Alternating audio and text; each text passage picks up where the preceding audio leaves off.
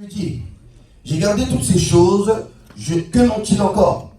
Jésus lui dit, si tu veux être parfait, va, vends tout ce que tu as et donne aux pauvres, et tu auras un trésor dans le ciel. Et viens et suis-moi. Le jeune homme, ayant entendu cette parole, s'en alla tout triste, car il avait de grands biens. Nous lisons encore Daniel chapitre 6, verset 26. Daniel chapitre 6, verset 26.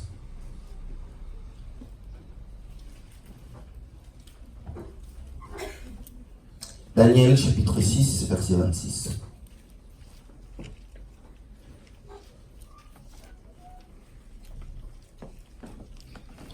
J'ordonne que dans toute l'étendue de mon royaume, on ait de la crainte et de la frayeur pour le Dieu de Daniel, car il est le Dieu vivant et il subsiste éternellement.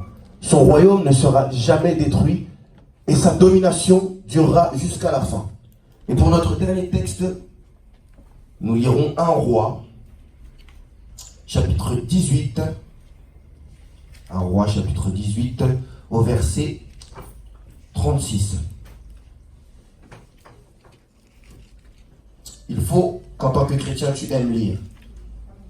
Je répète, il faut qu'en tant que chrétien, tu aimes lire. Amen.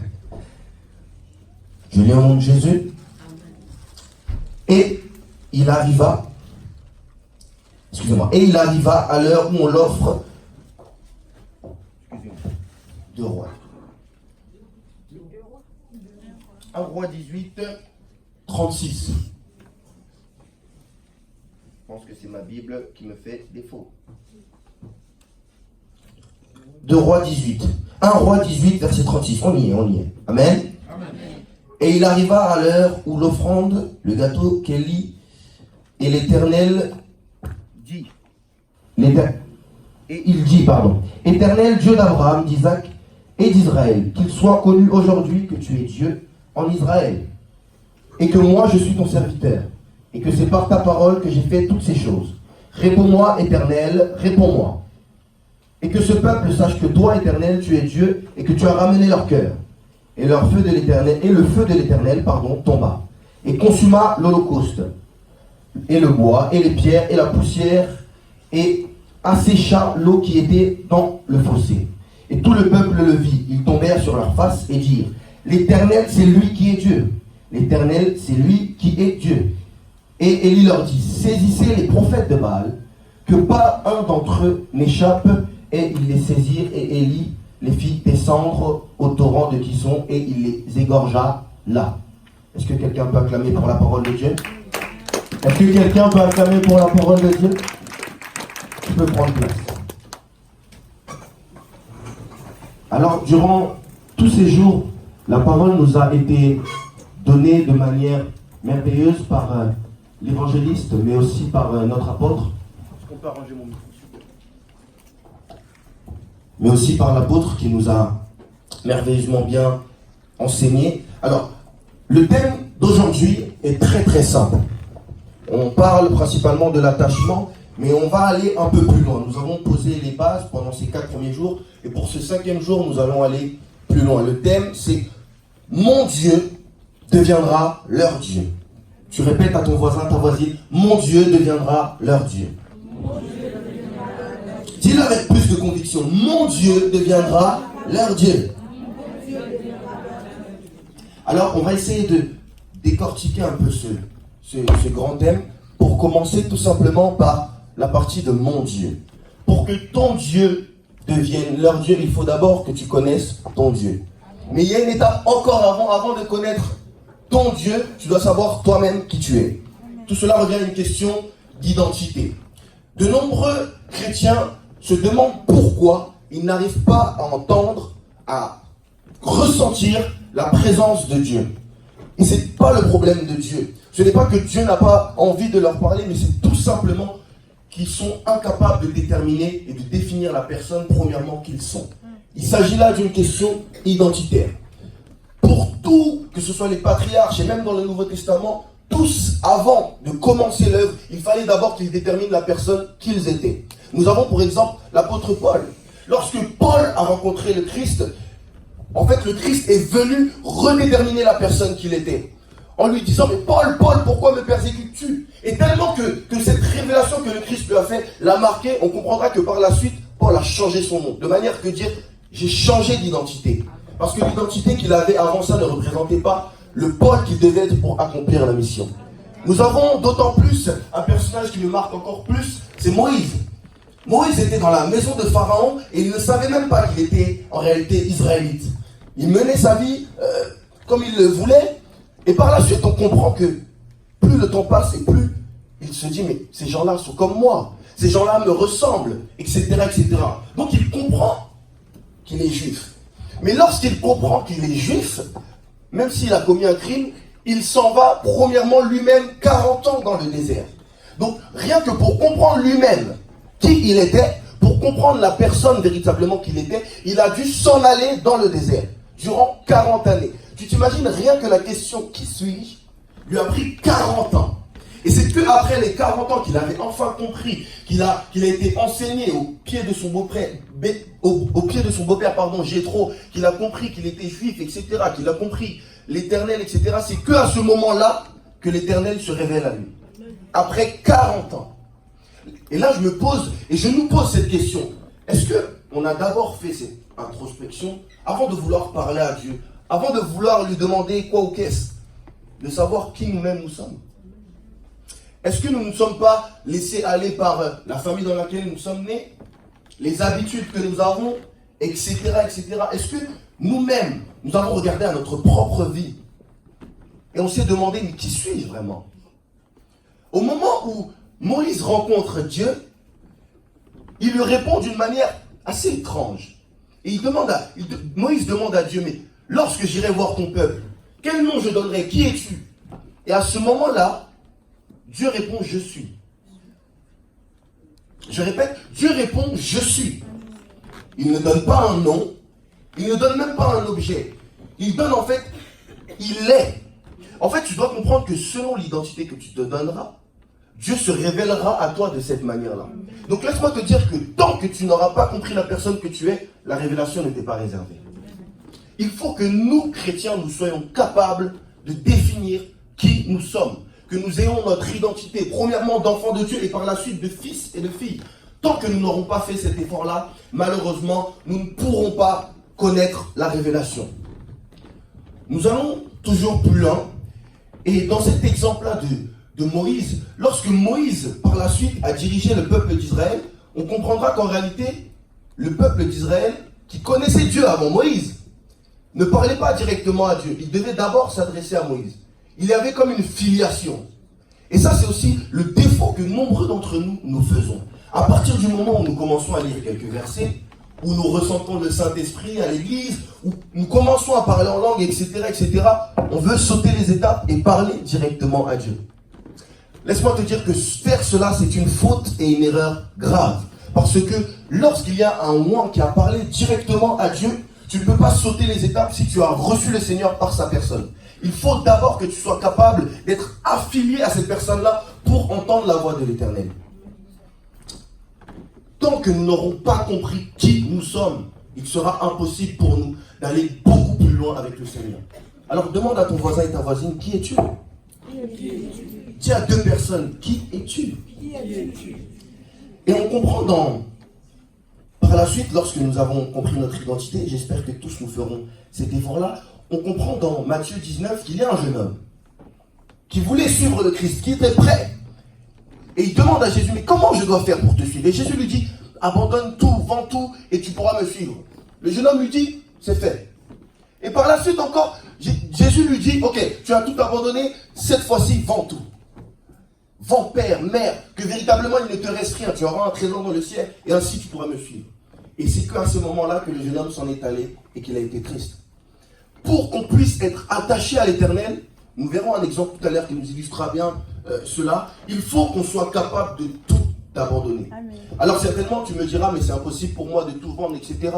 Il y a des petits détails qui te permettront de voir si tu es prêt à tout abandonner pour l'Éternel ou pas. Alors tu vas poser une question toute simple, même s'il y a des problèmes de transport, etc. Tu vas demander à ton voisin, à quelle heure es-tu arrivé aujourd'hui? Demande à ton voisin, à quelle heure es-tu arrivé aujourd'hui?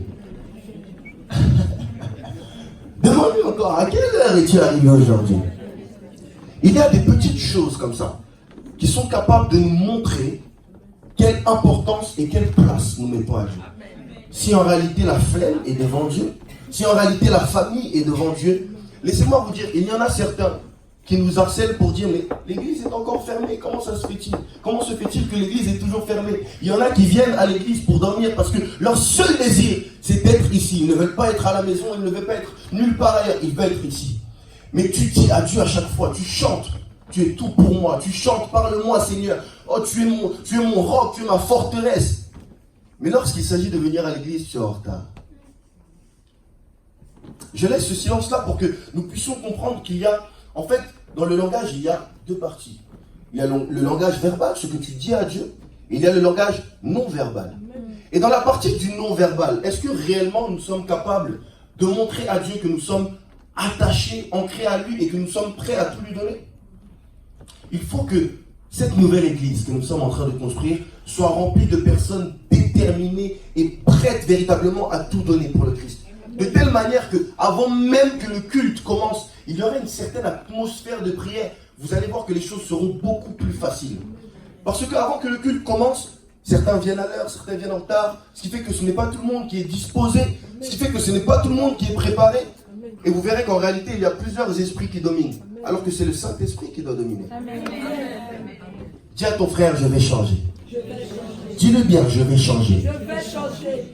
Alors, j'appelle mon frère Mathieu pour montrer ce petit exemple que nous allons faire tous ensemble. Lorsque Daniel et ses compagnons étaient à Babylone, eux, ils ont été capables de montrer qu'ils étaient prêts à tout abandonner et qu'au-delà de tout, ils étaient attachés à Dieu. Et c'est là que j'entre dans mon message. De telle manière qu'en réalité, à ce moment-là, leur Dieu est devenu le Dieu des Babyloniens. Il y a eu premièrement les compagnons de Daniel qui sont rentrés dans la fournaise ardente. Parce que très peu le savent, mais Daniel n'était pas dans la fournaise ardente. Il n'y avait que ses compagnons. Et lorsqu'ils étaient dans la fournaise ardente, nous connaissons l'histoire, ils sont sortis de la fournaise. Ils ont été délivrés, il y avait une quatrième personne, et cette personne-là est Jésus. Lorsqu'ils ont été délivrés, qu'ils sont sortis, le roi a dit que tout le monde sache qu'en réalité, ces Israélites servent le véritable Dieu et qu'ils craignent ce Dieu. Par la suite, on voit la même chose pour Daniel. Daniel a été emmené à tort dans la fosse au lion. Dieu l'a délivré, etc., etc. Et au sortir, le roi babylonien a encore fait la même chose. Nous avons lu notamment cette partie d'Élie exactement, où on comprend que tout le peuple vit cela et ils tombèrent leur visage et dirent c'est l'Éternel qui est Dieu. Pareil pour le roi babylonien, il était capable de dire que tous craignent le Dieu de Daniel. Tant que tu n'es pas véritablement attaché à Dieu, laisse-moi te dire que c'est pour cette raison-là que dans ta famille, ils ne servent pas encore ton Dieu. Parce que toi-même, tu ne le sers pas. Lorsque une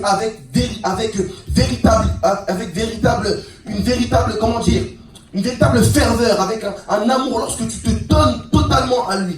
Mais il faut qu'à un moment donné, les gens de ta famille se disent, mais moi j'ai envie de servir ce Dieu-là. J'ai envie de servir ce Dieu qui me change, qui me transforme. Il faut que dans ta famille, tes amis, qu'importe, ils se disent, véritablement, ce Dieu-là, c'est mon Dieu. Tant que dans ta famille, ils ne sont pas venus vers toi avec cette démarche-là de donne-moi le secret. Comment ça se fait que tu pries de cette manière-là? Comment ça se fait que ça fait maintenant 6 mois que tu pries à 5 heures du matin? Comment ça se fait que quand tu pries pour quelque chose, le miracle s'accomplit? Tant que nous n'avons pas vécu cela, laisse-moi nous dire, nous gagnerons personne. Parce qu'il n'y aura aucun roi de ce monde qui sera capable de dire le Dieu de Nathan est le véritable Dieu. Mais ce ne sera pas tout partage au nom de Jésus. Alors, nous allons faire un petit exemple. Il va jouer un frère en Christ, basique, et moi je vais jouer le Christ. On va descendre pour que tout le monde puisse voir. Et il est attaché à moi, n'est-ce pas? Et moi je suis le Christ. C'est comme ça que nous devons être. Mais au moment où il est attaché, cela représente ses fardeaux. Tout ce qu'il a là. Et il a les yeux fermés. Vous comprendrez après. Maintenant, pendant qu'il a les yeux fermés, lorsque je vais tout droit, c'est facile pour lui de me suivre. Mais si je change de position et que je vais beaucoup plus vite, alors qu'il a des choses dans les mains, on voit que c'est beaucoup plus dur pour lui de me suivre. N'est-ce pas? Alors, la première étape, si je puis dire, pour suivre le Christ, c'est d'ouvrir les yeux. Amen. Que veut dire ouvrir les yeux? Nous en avons parlé longuement. Ouvrir les yeux veut dire ôter le voile que nous avons. Comment nous ôtons le voile? Nous ôtons le voile au travers d'une vie de prière. La seule personne capable d'ôter le voile de ta vie, c'est le Saint-Esprit. Je répète, la seule personne capable d'ôter le voile de ta vie, c'est le Saint-Esprit.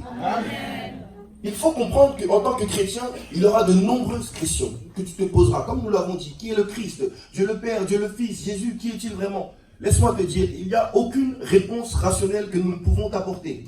Si quelqu'un vient te voir en tant que chrétien et qu'il a réponse à tout, laisse-moi te dire, il est dans le faux et archi-faux.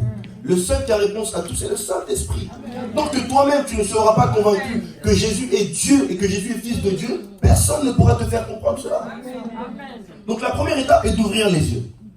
Par la suite, on voit que, quand même, il n'arrive pas à aller à la même vitesse que moi, n'est-ce pas? C'est compliqué pour lui, parce qu'il a beaucoup de choses dans les mains. Donc la deuxième étape, c'est de lâcher les choses qui te retiennent, les fardeaux, tes habitudes, tes addictions, tes envies, tes pulsions. Beaucoup marchent. Ils ont reçu le Saint-Esprit, etc. Mais malheureusement, il y a encore des choses qui vous retiennent. Il y a des choses qui font que, en fait, vous voulez suivre le Christ, mais d'un côté, vous faites attention à ce que vous portez. Vous n'avez pas envie de faire tomber. Attention, comment je vais abandonner cette fille-là? Attention, comment je vais abandonner cette fille-là? Il faut absolument que nous puissions tous relâcher tout cela. Tant que nous n'aurons pas fait cet effort-là, le corps du Christ n'ira jamais à la vitesse de Jésus. Jésus ira beaucoup trop vite pour nous. Et c'est pour cela que nous ne ferons rien. Lorsque les apôtres venaient de former l'église, etc., s'il y avait autant de miracles, c'est parce qu'ils étaient capables de tout abandonner et de suivre Christ. Ainsi, ils allaient à la même vitesse que Christ. Mais tant que nous n'aurons pas fait cet effort-là, nous ne pourrons rien faire. La dernière chose, imaginez, Mathieu essaie un peu d'aller là. Le frère veut aller là, mais moi je vais ici. Il y a un problème. Nous n'allons pas dans la même direction. Si le frère veut aller là-bas, pire encore, il se peut que le câble se casse, se fissure.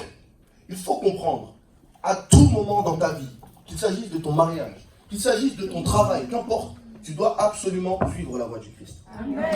Si tu ne suis pas la voie du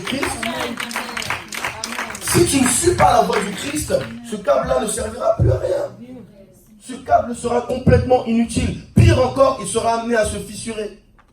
Mais alors que si tu suis le Christ véritablement, que si tu es attaché à lui, que tu ne regardes à personne, mais que tu regardes au Christ, regarde comment les choses sont fluides. Regarde comment les choses sont fluides. Tu suis le Christ, même quand il court, tu cours. Même quand il court, tu cours. Même quand il court, tu cours. Il faut qu'en tant que chrétiens et chrétiennes, nous soyons capables de suivre le Christ. En abandonnant toutes choses, en ayant la même vision que le Christ, et surtout en allant dans la même direction que le Christ. Dis à celui qui est à côté de toi, je suis attaché à Christ. Je suis attaché à Christ, à personne d'autre qu'à Christ. Et le dernier exemple que je montrerai, tiens Albert. J'appelle le frère Albert, j'appelle qui d'autre? Ange. Attache-toi un peu à Mathieu. Ange, attache-toi un peu à Albert. Alors on va maintenant élargir un peu le schéma, et cela représente l'église. Le frère là a tout déposé. Il me voit et il me suit. Fermez les yeux un peu. Mais eux derrière, ils sont encore tout jeunes dans les choses de Christ. Ils viennent de se convertir, etc. Donc ils ont les mêmes problèmes que le frère avait au début. Mais si eux sont attachés à lui qui est attaché à moi, ils sont capables de me suivre. Est-ce que vous comprenez? Ils sont capables de me suivre. Et par la suite, vous comprendrez que peut-être, il se peut que lui soit amené à aller dans une direction, toujours en Christ. Mais directement, il lâche la main et il me suit moi. Et c'est comme ça qu'en réalité le corps du Christ avance. C'est comme ça que le corps du Christ avance. Il n'y a pas de division, il y a séparation. Est-ce que quelqu'un comprend la différence? Il faut que nous, en tant que chrétiens, nous comprenions ces idées-là. Parce que malheureusement, beaucoup auront le câble et ils vont faire autre chose ailleurs. Parce qu'il se peut que les deux frères s'en aillent. Allez-vous-en un peu là-bas. Mais ils ne suivent plus le Christ. Si le frère, même s'il ne marche plus forcément avec ce frère-là, il est capable d'être rattaché à moi. Nous irons tous dans la même direction. Mais pourquoi, à l'heure actuelle, le corps du Christ n'est pas capable de faire ce schéma-là? Parce que nous laissons trop la part de l'homme avancer. Il n'y a plus assez de Christ. C'est-à-dire que le schéma, la tête du corps du Christ, c'est-à-dire Jésus lui-même, n'est plus là. Et nous ne savons plus en réalité qui dirige. Il faut que tous nous soyons... Merci frère, tu peux me détacher. Il faut que tous nous soyons capables d'appliquer ce schéma-là. Par la suite, j'aimerais terminer avec Élie. Lorsque Élie, je vais retourner à votre place, merci. Est-ce qu'on peut acclamer pour les frères? Lorsque Élie avait connu son Dieu et qu'il était attaché à son Dieu, mais qu'il devait démontrer au peuple qu'en réalité, il avait le vrai Dieu. Nous connaissons, il y a eu le défi, etc., etc. Mais à ce moment-là, le feu est descendu. Nous connaissons tous cette partie-là, mais pour aujourd'hui, nous n'allons pas rester sur cette partie-là. Lorsque tu sers Dieu et qu'il y a des gens autour de toi, laisse-moi te dire, normalement, il n'y a que deux choix. Lorsque tu es véritablement attaché à Dieu. Premier choix, comme avec Daniel, ils se soumettent. C'est-à-dire, ils reconnaissent que véritablement, tu sers le vrai Dieu. Deuxième choix, malheureusement, comme nous l'avons vu aussi avec les Lévites hier, ils sont tous égorgés. On oublie souvent cette partie où il dit saisissez les prophètes de Baal, leur dit Élie, qu'aucun d'eux n'échappe. Et ils les saisirent. Et il les fit descendre au torrent de Gizon où il les égorgea. Malheureusement, il faut comprendre que Dieu est quelqu'un qui ne regarde pas du tout à tes sentiments. Il y aura peut-être des proches à toi, des amis, des frères, des sœurs. Il faut qu'à un moment donné dans ta marche chrétienne, tu fasses des choix. Amen. Lorsque tu auras compris ton identité, tu remarqueras qu'en vrai de vrai, spirituellement, tu ressembles plus à Christ qu'à ton frère dans le sang. Amen. C'est quelque chose d'automatique. Même toi, ça va t'étonner. Mais comment lui il fait ces choses-là? Des choses que j'ai abandonnées. Mais... Donc ce qui va faire qu'il y aura séparation. C'est quelque chose d'obligatoire. Dis à ton voisin, il y aura séparation. Et lors de cette séparation, c'est là qu'on arrive aux deux étapes. Évidemment, vu que c'est ton frère et que tu l'aimes de tout ton cœur, tu vas tout faire pour le gagner à Christ. Tu vas tout faire pour qu'il puisse avoir la même foi que toi. Mais malheureusement, ce n'est pas tout le monde qui acceptera ce message-là. Donc au bout d'un moment, il y aura soit la conversion, la soumission, soit ils seront égorgés. Alors, que représente égorger? Je n'ai pas dit qu'à partir de ce soir, tu rentres chez toi, tu prends un couteau et tu égorges toute ta famille parce qu'ils ne se sont pas convertis. Ne fais pas de meurtre, sinon je risque d'aller en prison. Mais je suis en train de dire que spirituellement, malheureusement, ils seront complètement morts. C'est des choses que nous, chrétiens, nous devons maîtriser.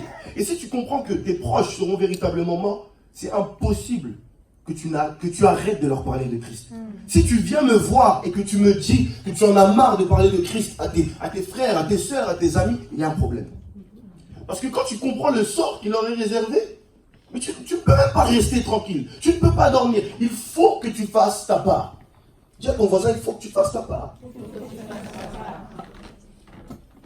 Au niveau de tous les schémas que nous avons vus, lorsque nous aurons accompli tout cela, croyez-moi, l'église que nous aurons sera incroyable.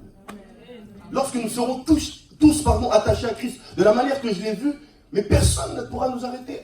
Parce que la tête ira à une vitesse extraordinaire. Si nous sommes capables de refléter et de représenter le Christ, laissez-moi nous dire que rien ne pourra nous arrêter. Amen. J'aimerais terminer toujours avec Moïse. J'aimerais donner un exemple très, très important que je ne voulais pas dire à la base, mais qui m'est venu tout à l'heure. Lorsque Moïse avait parlé au peuple d'Israël, il leur avait donné plusieurs lois. Et dans les règles qu'il avait données au peuple d'Israël, il leur avait dit: vous n'avez pas le droit d'épouser une femme étrangère.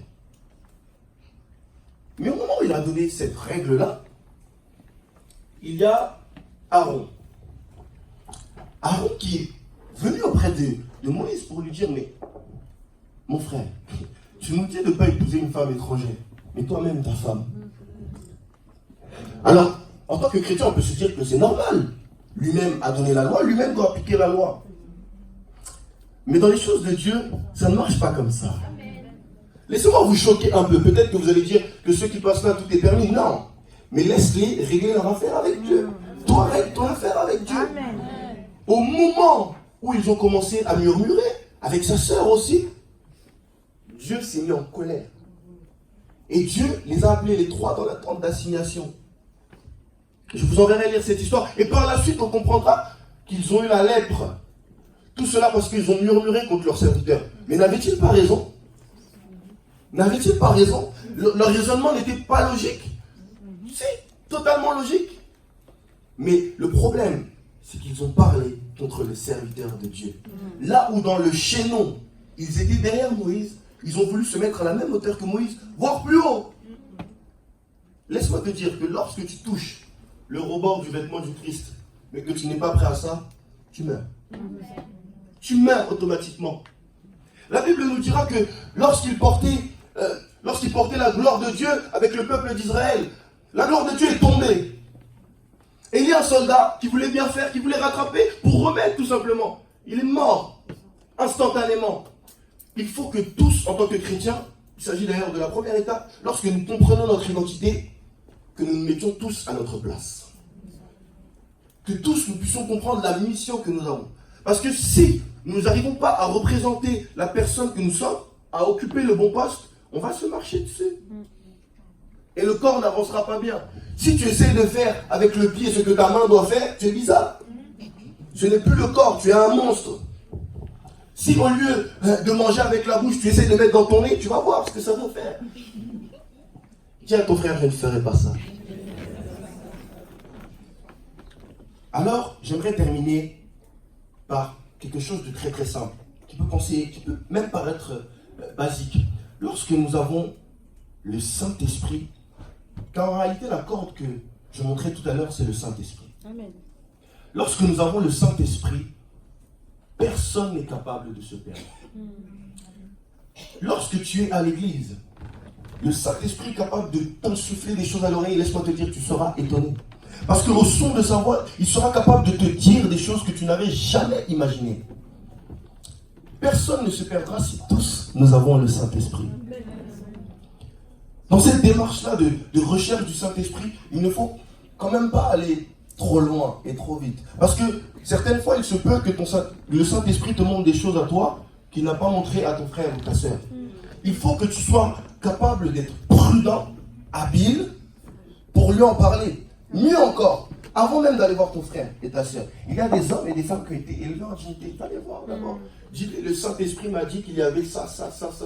Est-ce que je peux parler à la soeur ou au frère? Ou toi, premièrement, parle-lui. Parce que si nous tous, nous avons le Saint-Esprit, nous tous, nous sommes visités, et nous tous, nous avons des paroles de connaissance, et tout le monde parle à l'autre, mais c'est le désordre. Est-ce que Dieu est un Dieu de désordre? Non. Le Saint-Esprit veut nous parler à tous. Le Saint-Esprit veut nous faire du bien à tous. Mais laissez-moi nous dire une vérité. Malheureusement, le Saint-Esprit ne parle pas à tout le monde. Je répète encore, malheureusement, le Saint-Esprit ne parle pas à tout le monde. Ce n'est pas parce qu'un jour, pendant l'adoration, tu as ressenti la présence du Saint-Esprit qu'il t'a parlé. Ce n'est pas parce qu'un jour, tu n'as pas compris, tu as ressenti une chaleur et tu es tombé par terre, que le Saint-Esprit t'a parlé. Il faut que tous nous soyons capables de faire la part des choses. Pour que le corps avance bien, il faut que la tête réfléchisse comme il faut. Et nous représentons véritablement l'Église. Dis à ton frère, nous allons aller beaucoup plus loin. Nous allons aller beaucoup plus loin. J'aimerais que nous puissions nous tenir debout. J'avais énormément d'autres choses à dire, mais je pense que le temps est à la prière. Et j'aimerais que, pour montrer au Christ que véritablement nous abandonnons tous à lui, que même ceux qui se trouvent derrière puissent avancer, s'il vous plaît. Qu'il ne reste personne derrière, que tout le monde puisse avancer. J'aimerais qu'on puisse se tenir par la main.